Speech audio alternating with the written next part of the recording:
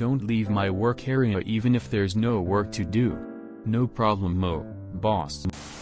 I, 28M, work for a major shipping company.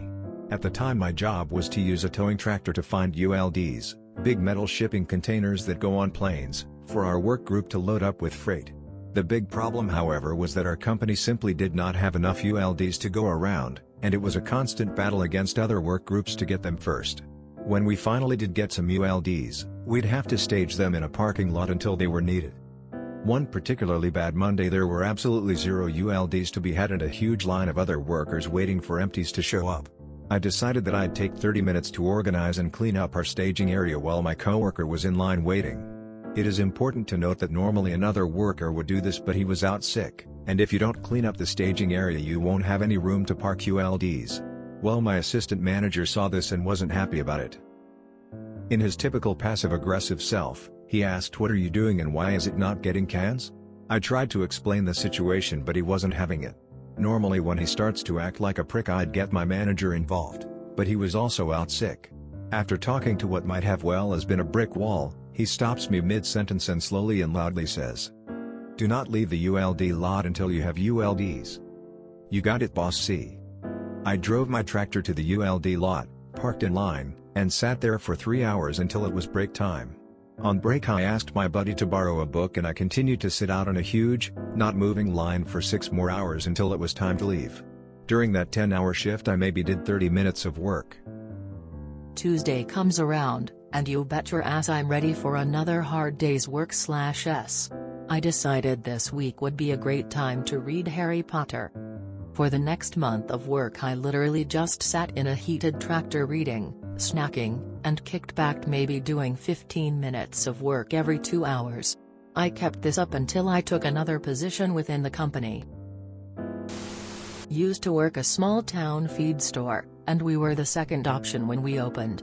Maybe 3 customers a week the first month, and 5 a day at the height. Only so much warehouse squaring one can do, so I started bringing in my PS4 and playing on mute in the office. As the store manager and sole employee, I was never caught, but I did put hundreds of hours of Fallout 4, and got paid for it. That would have driven me nuts. A few years ago I had a job where we didn't have enough work to do but the boss still wanted us at our desks for 8 hours a day, just sitting there. Can't entertain yourself by browsing the web or anything, just sit there and wait for an email with work to do. Can't read a book. Can't talk to your neighbor doing the same stupid thing. Just sit there and wait for work. I couldn't do it. I quit. This happened to me recently but at a desk job where they didn't monitor the computers. I went in for my 8 hours a day and just surfed the web. This went on for months though, and now that we have actual work to do it's much harder to find the same motivation I used to have to get the work done. When I first started dating my wife, she was the sole worker in a community art gallery attached to a church. She would spend a whole day watching videos online and not see a single person. Something very similar happened to me. I was a controls tech on a graveyard shift at a factory.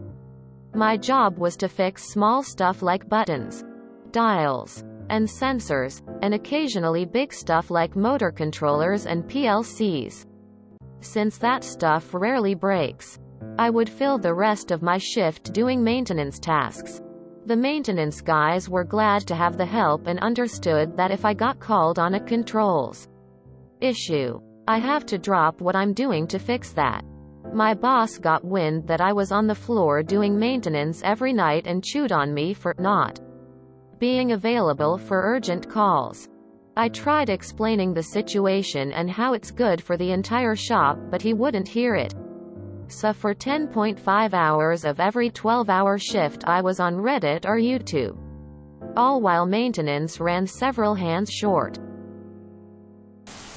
Op reminded me of some old airport shenanigans.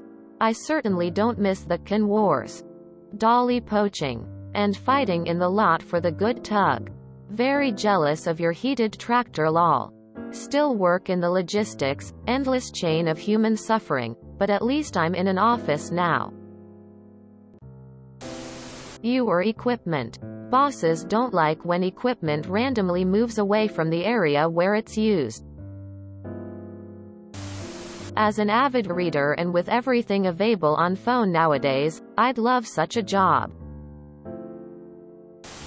Sometimes a manager has to insist on things like this so that people above him can see that there's a problem.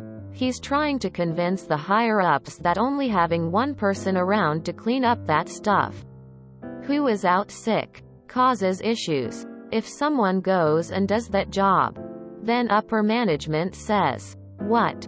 It's not impacting us. So why is it a problem?" Quote. Not saying that OP's boss was doing anything so intelligent here.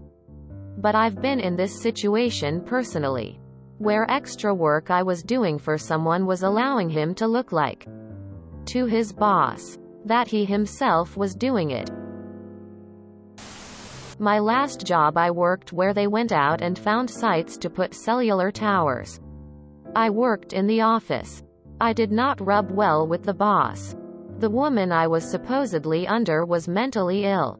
I sat there day after day with very little to do. I mostly sent checks to people who the company was sending rental checks for the cell towers. I occasionally drove to different counties to register cell towers at courthouses and type up agreements, which the boss mostly did. But it was a case the right hand didn't know what the left was doing because he would do it and then expect me to finish it or something. Very confusing. Just let me do it start to finish. I wasn't given any instruction or guidance in this job at all.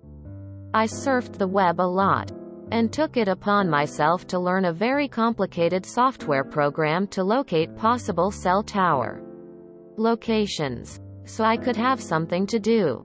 Mail was missing, checks, deeds and such, and after the woman over me left, turned out she had been throwing it in the closet unopened. He later fired me because frankly we did not get along and accused me of stuff. I told him that was not true. He tried to deny me unemployment, but since he had given me raises and not issued any warnings, he lost. I worked for Domino's back when I was in college, and over the winter our Mondays were absolutely dead. We had to be there at 10 to prep for open. But without fail for over 6 months our first orders on Mondays were always after 5 p.m. So a friend brought in a TV and Guitar Hero right when it first came out.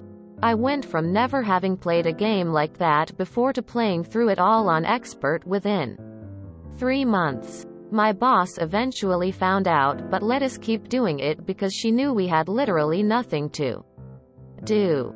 Great boss. She let us get away with too much probably. But that store was fun to work at. How much weight did you gain? Smile. Kind of reminds me what was happening with suspended NY teachers, not sure if it still is. Being paid to sit around all day. https www.nbcnews.com/id/weebna314949936. When I was a teenager, I got a job in a garage gas station. 0800-1800 on Sundays. This was in the base of a multi-story car park attached to a shopping mall. But the mall was closed on Sundays a long time ago, so it was very, very quiet. It was important for me to be there because the place was owned by a taxi company and this was where they had to fill up. But it was so quiet. I got about 1 an hour. And there was zero passing trade. The owner was happy for me to just sit and read or do homework. It was a little tricky because my office was set back at the base of the car park, and the only window had a wide shelf full of car accessories. So I couldn't see all of the forecourt without constantly going outside. One of the things we sold was mirrors. I rearranged the accessory display with mirrors on top of other stuff, so that I had a panoramic view of the forecourt. The job paid well, I only left when I went to university. I had a software development job that was slow. Every year we released our code on January 1st. All year we worked on it until October when it went to the testers. If they found bugs, you fixed them. Otherwise you didn't do anything from October to January 1st. I couldn't surf the web. So one year I brought in my personal laptop and rated and organized all my downloaded music. I also used to download text files of books to read. No one who saw me had any idea what I was doing since we used text files for our job. They would never assign you any other work because they didn't want to lose resources to another team. One guy wrote 3 books while we were working. He was a tech writer without anything to do, so we just started writing his own books. I used to teach martial arts at the local YMCA. It was part of their weekend programming and they'd have several things like arts, dancing, etc. going on at the same time. Students chose which programs they wanted to partake. No one wanted to take martial arts. Perhaps it was because I was the new guy and everyone was already invested in the existing programs, so I'd spend like 3 hours in an empty room, doing whatever I wanted. I worked out, practiced my forms, etc. After a few weeks, I quit. It felt wrong taking money from them when I knew their budgets were already pretty tight. Sounds like the railroad. You'd get yelled at for being outside of your work area, so instead of going over and helping someone, you'd see people hiding out on their phones trading stocks, playing games on their phones, napping or reading a book.